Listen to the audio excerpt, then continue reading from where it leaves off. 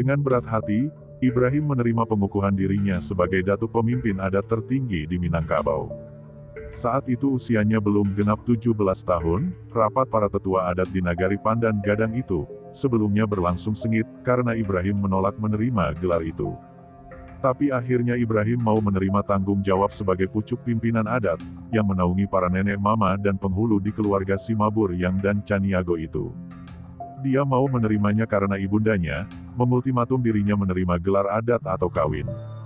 Ibrahim memilih opsi yang pertama dan resmilah dia memakai nama Ibrahim Datuk Tan Malaka. Peristiwa ini terjadi pada tahun 1913. Saat itu dia baru saja menyelesaikan studinya di sekolah calon guru Week School di Bukit Tinggi. Sang Macan begitu panggilan akrab dari teman-teman kuliahnya di Belanda.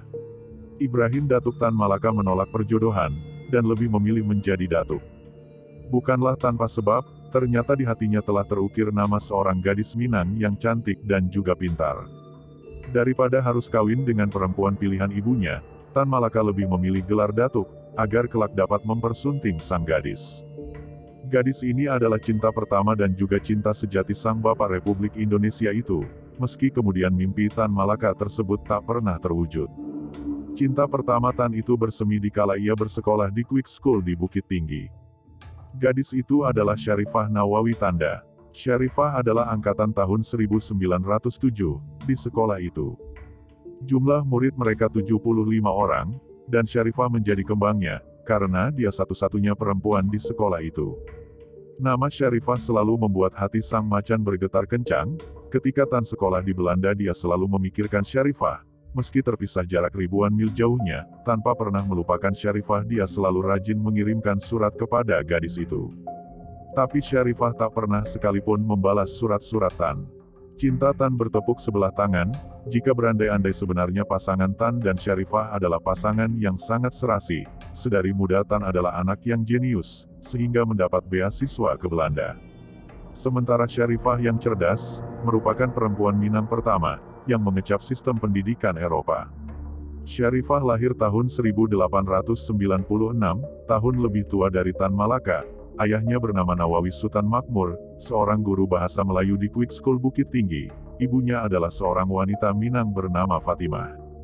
Syarifah memiliki 8 saudara kandung, 6 laki-laki dan 2 perempuan. Syarifah adalah anak keempat dan putri ketiga dalam keluarga Nawawi. Bagi ayah Syarifah, pendidikan anak sangat penting. Anak-anaknya disekolahkan ke sekolah-sekolah Eropa. Tamat dari Quick School Bukit Tinggi, Syarifah bersama dengan saudara perempuannya Syamsiah, dikirim oleh ayahnya ke Salembas Full di Batavia. Di sana ia akrab dengan seorang perempuan tunangan Bupati Cianjur, yang kemudian hari menjadi bagian jalan hidupnya. Dalam suatu kunjungan tamasya ke Cianjur, atas ajakan tunangan sang bupati itu, Syarifah akhirnya bertemu dengan bupati tersebut.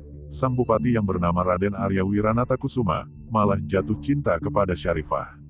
Mereka akhirnya menikah pada bulan Mei tahun 1916, waktu itu Wiranata Kusuma sudah mempunyai 2 orang istri, yang kemudian diceraikannya karena ingin menikahi Syarifah. Namun rumah tangga Syarifah dengan Wiranata Kusuma hanya bertahan 8 tahun. Tanggal 17 April tahun 1924, ketika sedang liburan bersama anak-anaknya di rumah orang tuanya di Bukit Tinggi, ayah Syarifah menerima telegram dari Wiranata Kusuma. Telegram itu dikirim sang bupati saat dia sedang berada di kapal laut, dalam perjalanan naik haji ke Mekah. Min Sudarpo anak Syarifah menceritakan isi telegram bapaknya, yang melarang sang ibu pulang lagi ke Bandung. Bapaknya menolak Syarifah untuk mendampingi dirinya sebagai Raden Ayu Bandung, dengan alasan dia kurang luwes dan kurang bisa menyesuaikan diri dengan tradisi tata hidup Sunda. Saat itu Wiranata Kusuma memang sudah menjadi Bupati Bandung. Akibat perceraian yang begitu tiba-tiba dan hanya melalui telegram, Wiranata Kusuma kemudian mendapat kecaman dari banyak pihak. Keputusannya menceraikan Syarifah dikecam habis oleh penulis-penulis di koran-koran Belanda dan pribumi. Kecaman juga datang dari Haji Agus Salim. Syarifah tegar menerima perceraiannya. Ia tidak dendam kepada mantan suaminya. Sampai akhir hayatnya dia tidak pernah menikah lagi, dan menjadi single parent untuk ketiga anaknya. Setelah bercerai, Syarifah dan anak-anaknya tinggal di Bukit Tinggi sampai tahun 1937. Dia bekerja sebagai kepala sekolah, The Mothers Pervox School. Sekolah lanjutan untuk anak perempuan di kota kelahirannya itu. Setelah kedua orang tuanya meninggal pada tahun 1937. Syarifah kembali ke Batavia, dia menyekolahkan anak-anaknya di Koning Willem School di Batavia. Aktivitasnya berlanjut dengan memimpin sekolah, kemajuan istri di Meester Cornelis. Ketiga anak Syarifah masih berhubungan baik dengan ayahnya di Bandung. Kadang-kadang anak-anak dan bapaknya bertemu di Batavia. Kalau kebetulan, Wiranata Kusuma datang ke kota itu, tetapi Syarifah tidak pernah mau menerima kembali mantan suaminya itu. Perbedaan budaya nampaknya memang menjadi jurang pemisah mereka. Setelah menjanda, kabarnya Tan Malaka sempat menemui Syarifah. Ia meminang perempuan itu tapi Tan harus menerima kenyataan pahit lamarannya ditolak oleh Syarifah Nawawi. Cinta Tan bertepuk sebelah tangan, dia patah hati dan hingga akhir hayatnya Tan Malaka tak pernah menikah.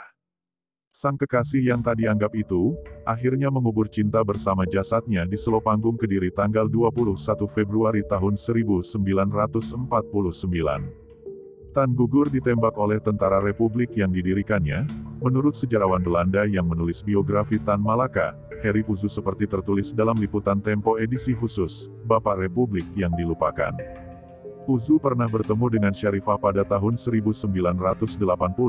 Ketika ditanyakan tentang Tan Malaka, Syarifah yang sudah sepuh hanya menjawab bahwa Tan adalah sosok pemuda yang aneh. Syarifah yang saat itu usianya sekitar 83 tahun, tak menjelaskan kepada Puzu di mana letak keanehan orang yang menaksirnya itu. Syarifah menjanda seumur hidupnya, dia tak pernah berhenti mengabdi pada masyarakat, melalui organisasi-organisasi perempuan yang didirikannya. Syarifah memberikan pengajaran kepada anak-anak perempuan putus sekolah, dan tidak mampu. Ia adalah tokoh nasional yang vokal memperjuangkan pendidikan dan hak-hak perempuan. Syarifah Nawawi meninggal di Jakarta tanggal 17 April tahun 1988. Dalam usia 91 tahun, sumbangsihnya bagi perbaikan pendidikan wanita di tanah air diakui. Dia juga menjadi simbol emansipasi wanita Minang yang sebenar-benarnya, yang egaliter dan setara.